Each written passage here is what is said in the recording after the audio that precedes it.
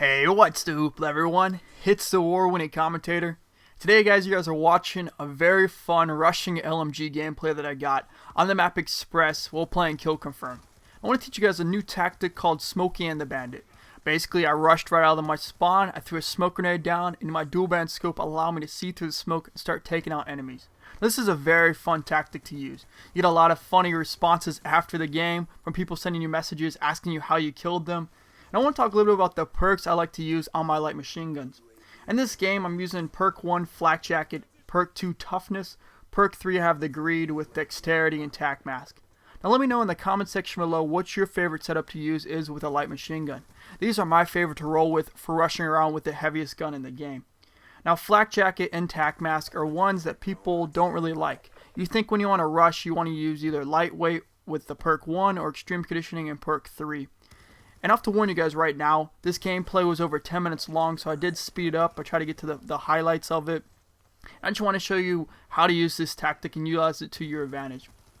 Now I've used extreme conditioning. I don't really think it's that good with this gun, the LSAT. It's a little bit too heavy. I think if you have extreme conditioning on this gun, you'd take yourself more into riskier situations, what ends up with more deaths on your side.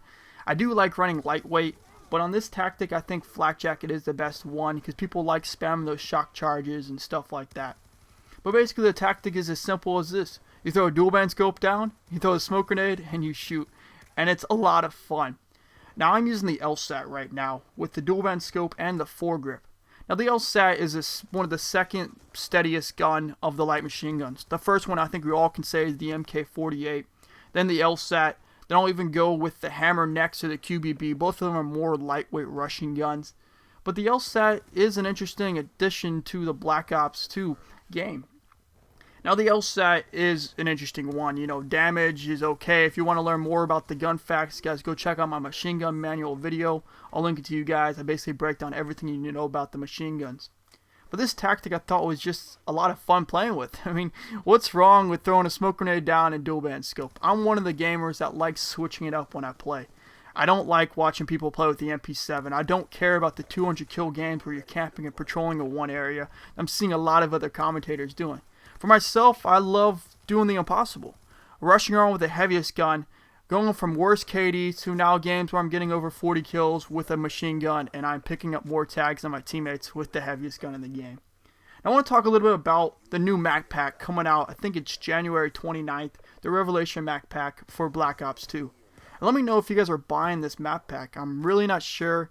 I do have the season pass for Modern Warfare 3 and I'm not really sure if I want to continue it or just spend the 1200 Microsoft points. But I want to let you guys break down what I think about the upcoming maps. Number one, it's hard to be original. You look at the Greeks and the Romans and they stole from each other. I think it was the Romans idolized what the Greeks did and wanted to copy them, and then they perfected what they did. So the map Hydro, there's a lot of complaints about it, going back to the Homefront days. And Homefront was a really good game, but unfortunately it just didn't pick up with the community. It wasn't at the right time, and we'll see if Homefront 2 ever comes out, if it can kind of pick up the reins and take it from there. There's a map on Homefront, there's also a dam map. And on the map, basically there's a water floodgate like this one's saying. This reminds me a lot of what Gears of War does in their games. How on multiplayer they have avalanche zones, and on Gears of War 3 they kind of even flipped it even more. They have hail zones and so on and so forth. So it's kind of interesting to see this added to the Call of Duty saga.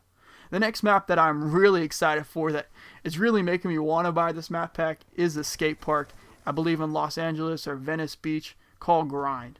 And this skate park has curved walls. Now, I really want to see Call of Duty kind of take this Halo aspect. I really enjoy how Halo doesn't really have a lot of things for you to camp behind. Now, I'm not saying there's nothing to be camped behind because we know YouTube, people are going to find the camping spots and that map will become a pain very quickly if it's done wrong. But I think the curved walls will play an interesting tactic when people are playing. It's been done in other games. I think Rainbow Six has done this before with just kind of curved walls added into it, but I'm really looking forward to it.